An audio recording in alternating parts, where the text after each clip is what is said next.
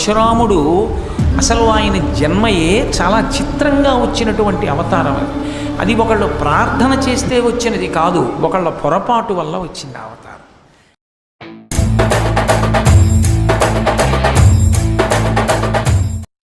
గాధి అని ఒక మహారాజు.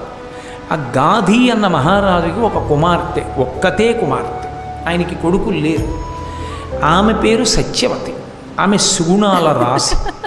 అందుకని ఆమెని వివాహం చేసుకోవాలి అని ఆ రోజుల్లో చాలామంది ప్రయత్నం చేశారు. అలా ప్రయత్నం చేసిన వాళ్ళల్లో భృగువు యొక్క కుమారుడైనటువంటి రుచీకుడు కూడా ఉన్నాడు.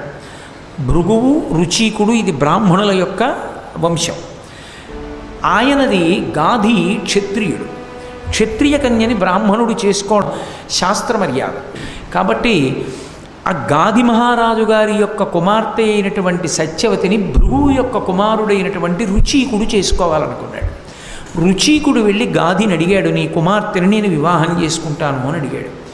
అడిగితే గాధి అన్నాడు, మాకు వంశంలో ఒక ఆచారం ఉంది, మేము ఆడపిల్లని ఎవరికైనా ఇవ్వాలి అంటే కన్యాశుల్కం చెల్లించాలి.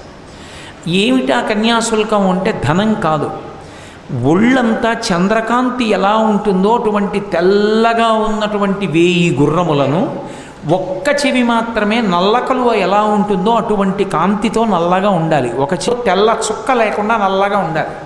ఒంటి మీద ఎక్కడా చుక్క ఉండకూడదు, చంద్రకాంతిలా తెల్లగా ఉండాలి. అటువంటి గుర్రములను 1000 గుర్రములను తెచ్చి ఎవరిస్తాడో వాడికి మా పిల్లని ఇస్తూ ఉంటాం, నువ్వు తెచ్చి ఇవ్వగలిగితే నీకు ఇస్తాను అన్నాడు.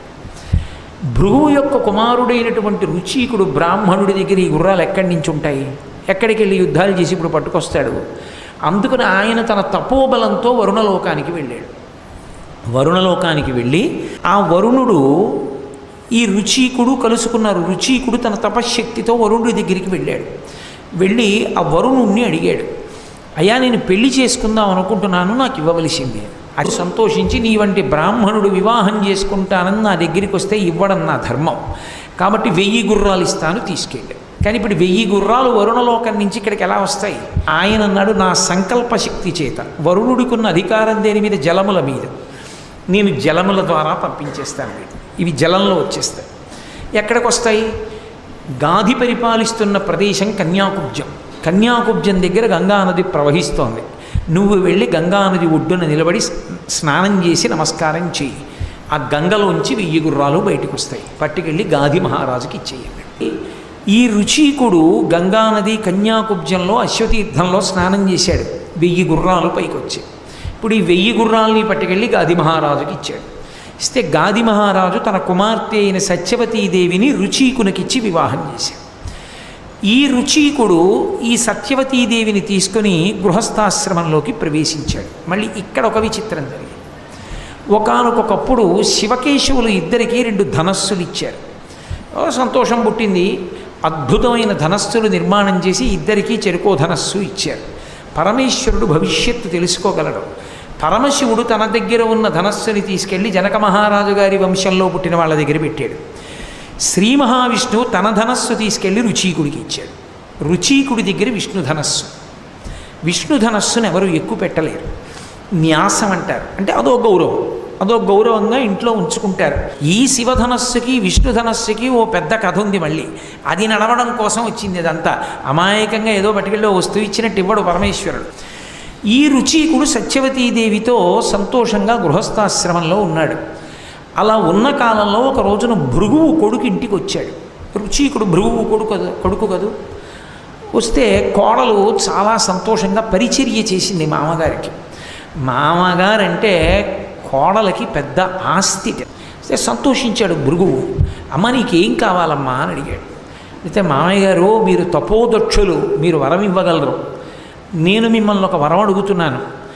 నాకు కొడుకు కావాలి. తండ్రి అయినటువంటి గాధి మహారాజు గారికి కూడా కుమారుడు కావాలని అడిగింది. ఎందుకని? తను ఒక్కతే తరించడం కాదు, తన తండ్రికి కొడుకు లేడు, తాను ఒక్కతే కూతురు. తనని కన్యాదానం చేసేసాడు. కొడుకులు పుట్టాలని తీర్థయాత్ర చేస్తున్నాడు. మా నాన్నగారికి కూడా కొడుకు కావాలి అని. వెంటనే భృగువు గొప్ప తపశ్శక్తి సంపన్నుడు. ఆయన 2 చెరువులు ఏర్పాటు చేశాడు. చెరువులంటే ఏదో నీళ్లు తవ్విన చెరువులు అనుకోకండి, హవిష్య పాత్ర అంటారు. హవిష్య పాత్ర అంటే హోమం చేసేటప్పుడు వండినటువంటి హవిష్యాన్నం, ఆ హవిష్యాన్నాన్ని కొద్దిగా 2 పాత్రలలో పెట్టి తన మంత్రశక్తి చేత అభిమంత్రించాడు వాటిలోకి ఆ శక్తి ప్రవేశిస్తుంది. అమ్మ, మీ అమ్మ తిరిగి వస్తోంది తీర్థయాత్ర నుంచి, నిన్ను చూడడానికి ఇక్కడికి వస్తుంది, ఒక పని చెయ్యి, ఈ పాత్ర నువ్వు తిను, ఈ పాత్ర మీ అమ్మ తినాలి. ఎందుకు అంత జాగ్రత్త చెప్పాడు అంటే, ఇద్దరూ ఒక రకమైనటువంటి కర్తవ్యతానిష్ట ఉన్న కుటుంబాలు కావు. గాధి క్షత్రియుడు, సత్యవతి గాధి కుమార్తె అయినా తన కుమారుడైనటువంటి రుచీకుడికి భార్య అయింది. అందుకని బ్రాహ్మణి అంటే బ్రాహ్మణుని భార్య అని. బ్రాహ్మణుని భార్య ఎటువంటి కొడుకుని కనాలి? బ్రాహ్మణుణ్ణి కనాలి. ఆ ఇంట్లో పుట్టినవాడు కూడా వేదాంగములు చదువుకుని, శాస్త్రం చదువుకుని, చక్కగా ధర్మానుష్ఠాన తత్పరుడైన వాడు పుట్టాలి. అంతేగాని గుర్రం ఎక్కి యుద్ధాలు చేసేవాడు ఎందుకు బ్రాహ్మణుడు కుటుంబంలో? అందుకనమ్మా, నీకు బ్రాహ్మణుడు పుట్టాలి. నీ తండ్రికి బ్రాహ్మణుడు పుట్టి వేదం చదువుకుని జపం చేసుకుంటూ కూర్చుంటే రాజ్యం చేసేవాడేవాడు. అందుకని మంచి క్షాత్రం ఉన్నవాడు పుట్టాలి. అందుకని పరాకుసుమ, ఒకరి పదార్థం ఒకరు తినకండి, ఎవరి పదార్థం వాళ్ళే తినాలి. ఈ పాత్ర నీకు, ఈ పాత్ర మీ అమ్మకి. ఈ పాత్రలో ఉన్న పదార్థములను తిని నువ్వు మేడి చెట్టుని కౌగిలించుకో, మీ అమ్మ అశ్వత్థ వృక్షాన్ని కౌగిలించుకోవాలి, రావి చెట్టుని కౌగిలించుకోవాలి. ఈ పదార్థాన్ని తినండి, ఇద్దరూ గర్భవతులవుతారన్నాడు. సరేనంది.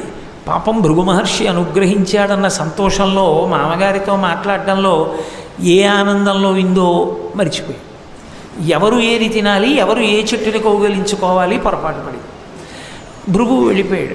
వెళ్ళిపోయిన తర్వాత తల్లి వచ్చింది, ఎంతో సంతోషపడిపోయింది. అమ్మ, నీకు కొడుకు పుడతాడు, ఇగో ఈ పాత్రలోది నువ్వు తిను, ఈ పాత్రలోది నేను తింటానని పాత్రలు మారిపోయి, తల్లి తినవలసినది తను తింది, తను తినవలసింది తల్లి తింది. చెట్లు కూడా మారిపోయి, అశ్వత్థ వృక్షాన్ని కౌగిలించుకోవలసిన తల్లి మేడు చెట్టుని కౌగిలించుకుంది, మేడు చెట్టుని కౌగిలించుకోవలసిన కూతురు అశ్వత్థ వృక్షాన్ని కౌగిలించుకుంది. తారుమారైపోయి లోపల ఉన్నటువంటి పిండాలు. ఒకడు అపారమైనటువంటి తేజస్సంపన్నుడు, క్షాత్రధర్మం ఉన్నవాడు, భూమండలాన్ని గెలవగలిగినవాడు ఈమె కడుపులో పెరగవలసి వచ్చింది.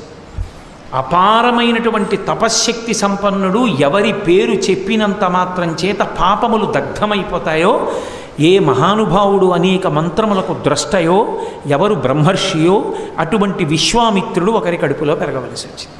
కొద్ది కాలం అయిన తర్వాత వాడికి అనుమానం వచ్చింది, తప్పు చేశానేమో, పాత్రలు మారాయేమో, మామయ్య గారు చెప్పినట్టు చేశానా అని అనుమానం వచ్చింది. భృగు వచ్చాడు మళ్ళీ. మామగారు అన్న తర్వాత వెళ్ళిపోయాక రాకుండా ఉంటాడు ఏంటి, వస్తాడు కదా మళ్ళీ. భృగువుని అడిగింది, మామయ్య గారు ఇలాగేనా చెయ్యాలి, ఇలా చేశానంది. ఎంత పని చేశావమ్మా, ఇప్పుడు నీ కడుపున పరమక్షాత్రధర్మమున్నవాడు, అపారమైన ఆవేశమున్నవాడు, విశేషమైనటువంటి గర్వాతిశయము కలిగినటువంటి వాడు, పౌరుష ప్రతాపములున్నవాడు పుడతాడు. మీ అమ్మ కడుపున అపారమైన బ్రహ్మజ్ఞానమున్నవాడు, తపోనిష్ఠా గరిష్ఠుడు, మంత్రములకు ద్రష్ట అయిన ఋషి పుడతాడు. మామయ్య గారు ఎలా అని అడిగేది. ఎలా అంటే ఏం చేయనమ్మా, ఇప్పుడు మార్చడం కుదరదండి. పోన్లేండి, మార్చడం కుదరకపోతే ఒక్క ఉపకారం చేయండి అండి. ఏం చేయమంటావు? మీ అబ్బాయి కోరి నన్ను పెళ్లి చేసుకున్నారు. మా నాన్నగారిని అడిగి ఎక్కడో వరుణుడి దగ్గరికి వెళ్ళి 1000 గుర్రాలు, చెవి ఒకటి నల్లగా ఉన్న వాటిని తీసుకొచ్చి అశ్వతీర్థంలోంచి ఇచ్చి మరీ పెళ్లి చేసుకున్నారు. ఆయనకి తీసుకెళ్ళి పాపం నేను చూస్తూ ఇంత క్షాత్రధర్మం ఉన్న కొడుకునిస్తే, అయ్యో బ్రహ్మజ్ఞాని కొడుకుగా పుట్టకపోయాడే, ఇది చేసిన పొరపాటు వల్లని బాధపడతారు. అందుకని వాణ్ణి మనవణ్ణి చేసి నాకు బ్రహ్మజ్ఞానం ఉన్న వేరొకడు కొడుకుగా పుట్టేట్టు అనుగ్రహించండి. ఆలోచించాడు భృగువు. ఆ వంశంలోనేగా రావడానికి అంగీకరిస్తోంది కాబట్టి కొడుకుగా కాదు మనవడిగా వస్తాడులే. కొడుకుగా మళ్ళీ నీకు కూడా ఒక బ్రహ్మజ్ఞాని వస్తాడు. మీ అమ్మ కడుపున పుట్టేవాడిని మార్చడం కుదరదు, వాడు మాత్రం అలాగే వస్తాడన్నాడు. కాబట్టి ఇప్పుడు గాధి మహారాజు గారికి పుట్టినటువంటి వాడు కౌశికుడు. కౌశికుడు అంటే మహానుభావుడు, విశ్వామిత్రుడు. ఇక్కడ సత్యవతీదేవి కడుపున పుట్టినటువంటి వాడు జమదగ్ని. జమదగ్ని వేదములన్నీ చదువుకున్నటువంటి వాడు, మహానుభావుడు, గొప్ప బ్రహ్మతేజస్సు కలిగినటువంటి వాడు. జమదగ్ని కొడుకుగా వచ్చాడు. ఆ జమదగ్నికి పరశురాముడు పుట్టాడు. అంటే ఒక తరం వరకు వాయిదా పడింది. అసలు పుట్టడంలోనే ఇంత కథ నడిచింది, ఇన్ని పొరపాట్లు జరిగాయి. ఆయన కూడా క్షత్రియ కన్యనే పెళ్లి చేసుకున్నాడు. ఆమె పేరు రేణుకాదేవి. ఆమెను వివాహం చేసుకున్నాడు జమదగ్ని.